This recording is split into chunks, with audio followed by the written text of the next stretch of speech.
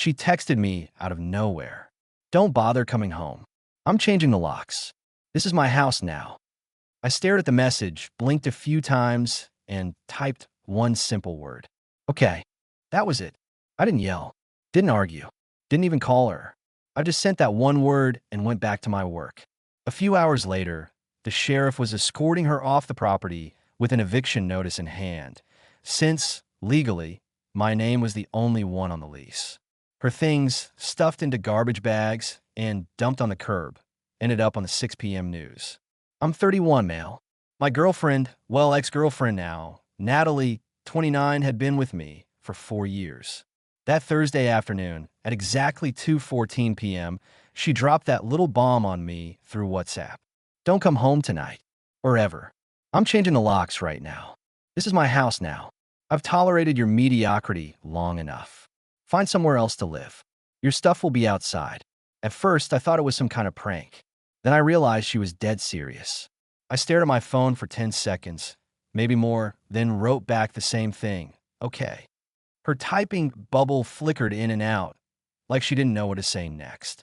Then silenced. Here's the funny thing.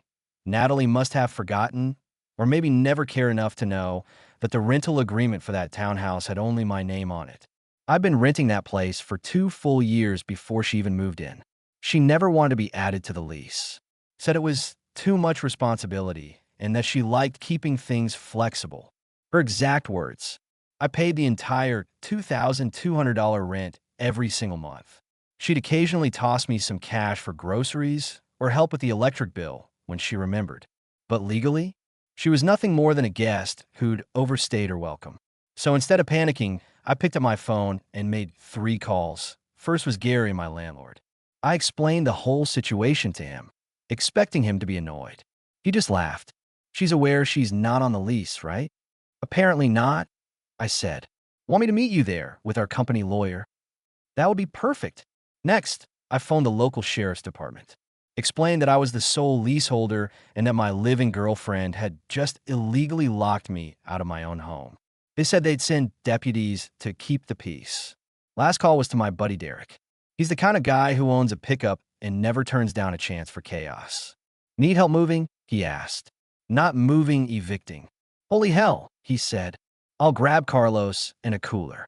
By 3:30 p.m., I was standing outside my townhouse with a full entourage. Gary, the landlord, Janet, the property lawyer, 2 sheriff's deputies, Derek and Carlos, beer cooler in hand, ready for whatever came next.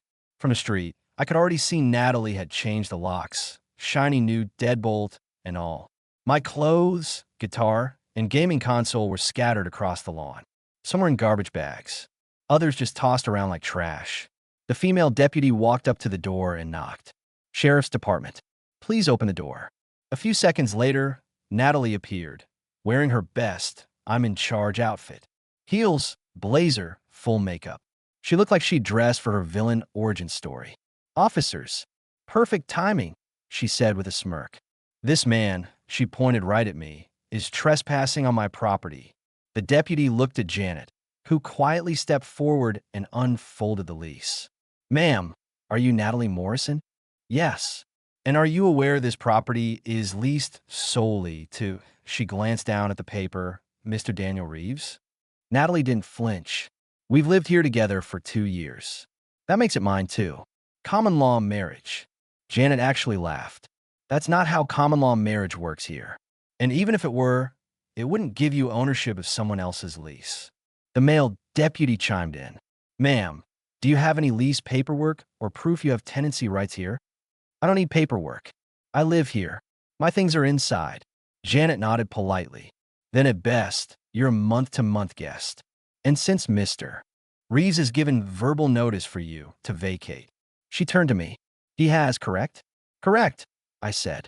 "Natalie, you've got 30 days to find somewhere new." Her face flushed deep red, then purple. "You can't do this," the female deputy said calmly. "Actually, he can. Ma'am, you need to let him back inside immediately. The locksmith you hired acted under false pretenses. I'm not letting him in. This is my house." Gary stepped forward then, holding his clipboard. "As the property owner's representative, I'm informing you that you're trespassing. Mr. Reeves is our tenant.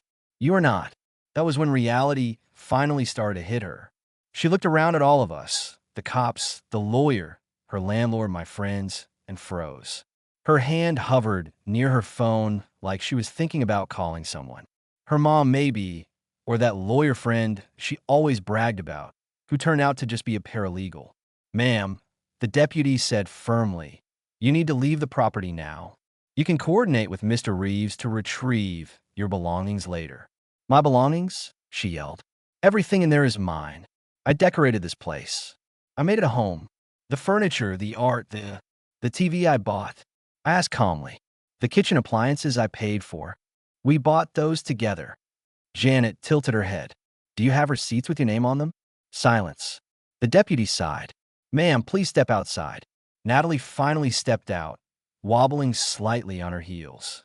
This is illegal. I'll sue you. You've got 30 days, I said. But since you've already told me not to come home and change the locks, I'm guessing you'll be leaving now. She glared at me like she could set me on fire. You planned this. No, Natalie, I said. You told me this was your house. I just reminded everyone whose name is actually on the lease. While we talked, Derek and Carlos were quietly picking up my stuff from the lawn and checking for damage. Gary had already called his locksmith to reinstall the original locks.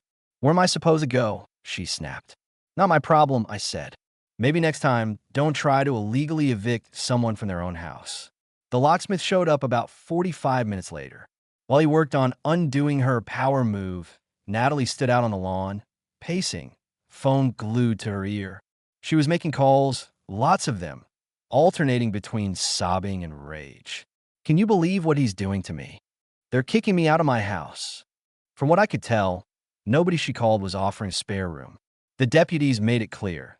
She could re-enter briefly to collect essential items for the night. Clothes, toiletries, medication. That's it.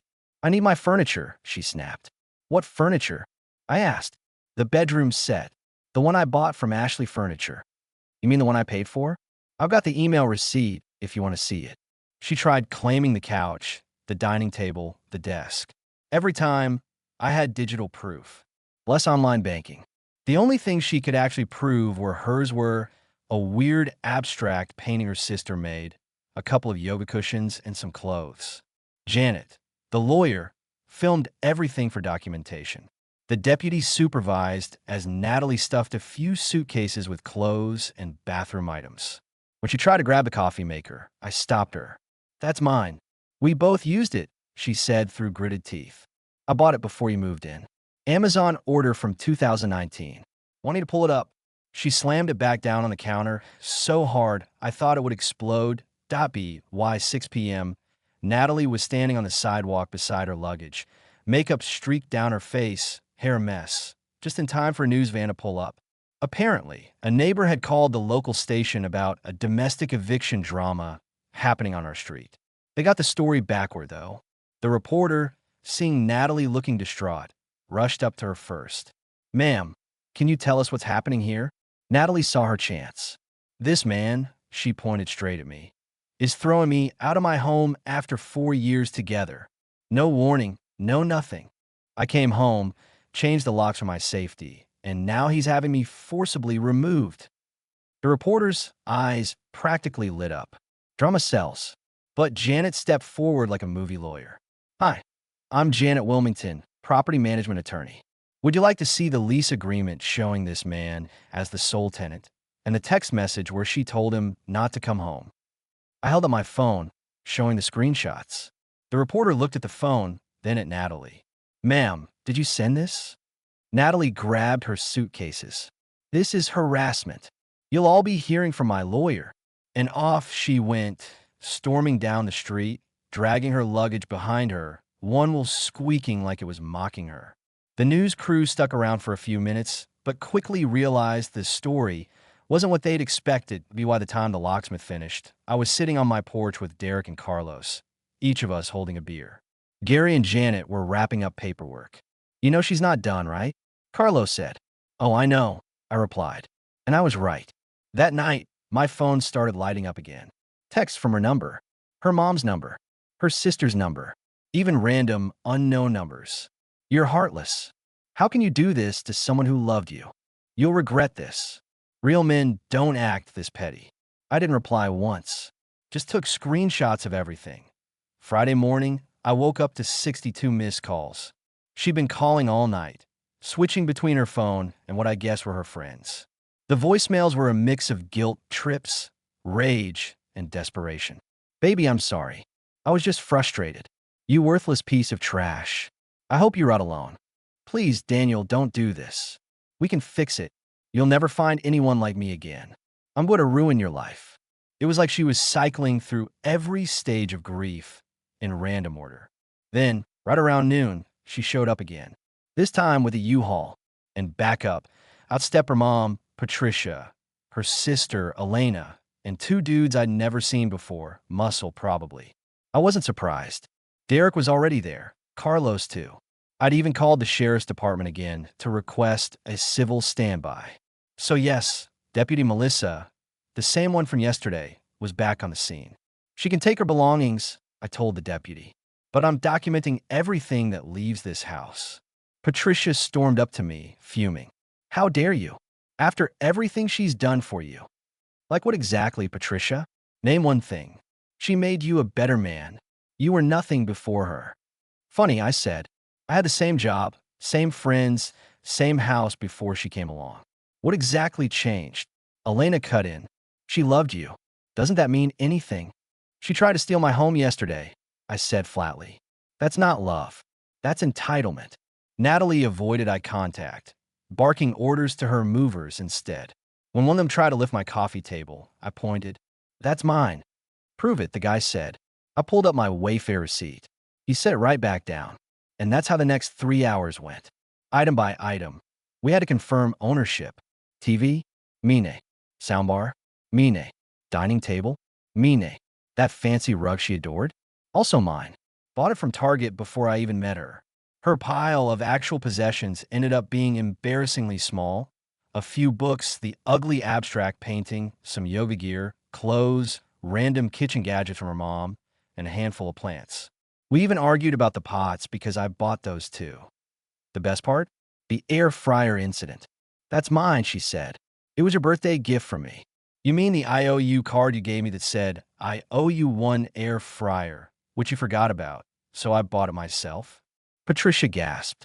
That's a lie. I went into my room, opened my desk drawer, and pulled out the actual IOU card. Held it up like evidence in court. Elena turned bright red.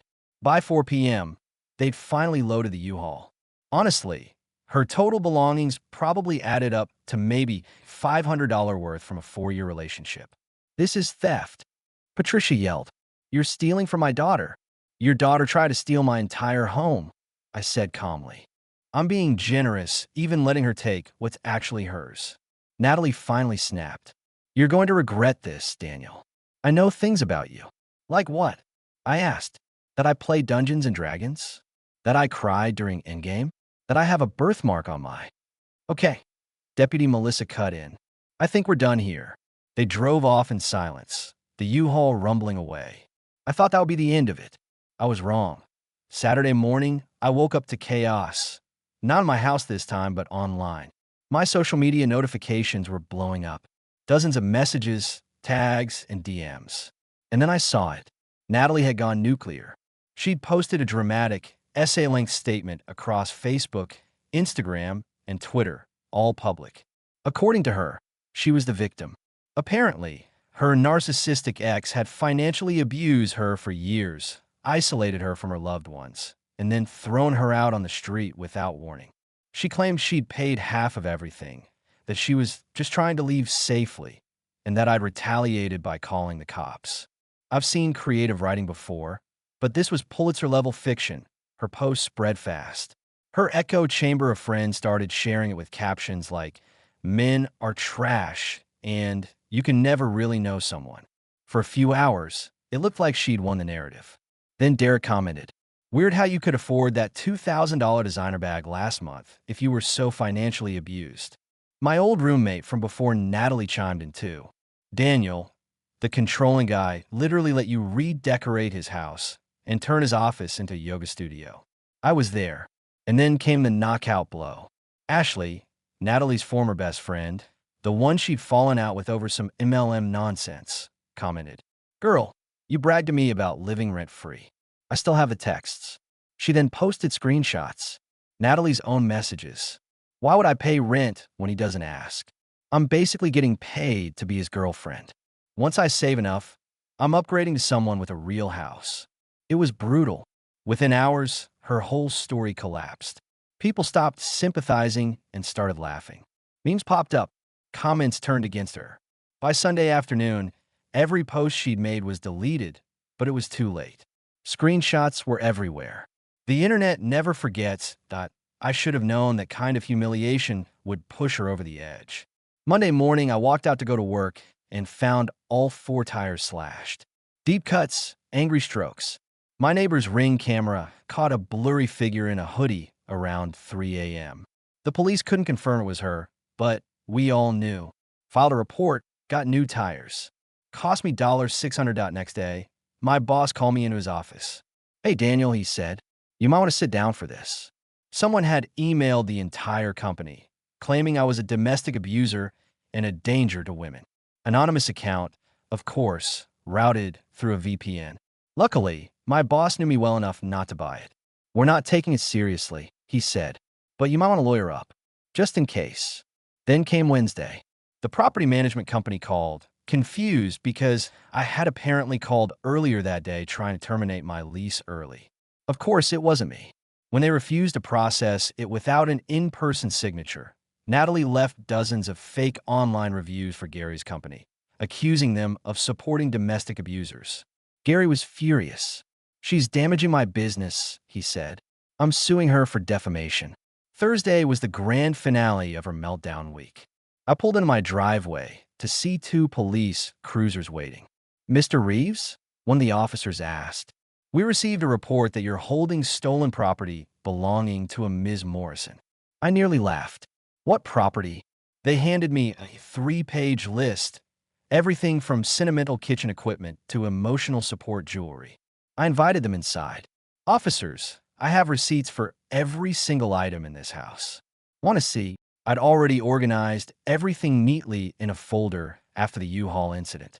Digital receipts, screenshots, invoices, all of it. The cops looked through my evidence, looked at the list, and one of them shook his head. "Sir, has Ms. Morrison been contacting or harassing you lately?" I handed over another folder, screenshots of texts, the tire slashing report, the fake email to my job. One officer muttered, "This is the 3rd false report she's filed this week."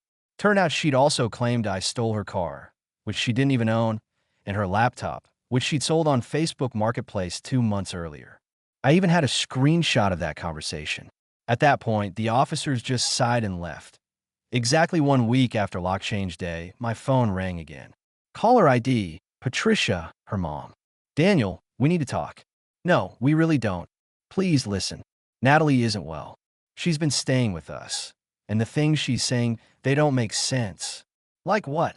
"She says you stole her inheritance, but her grandfather's still alive. She says you've been hacking her bank accounts, but she doesn't even have savings." "Daniel, what really happened?" So I told her. Everything. The texts, the illegal eviction stunt, the harassment.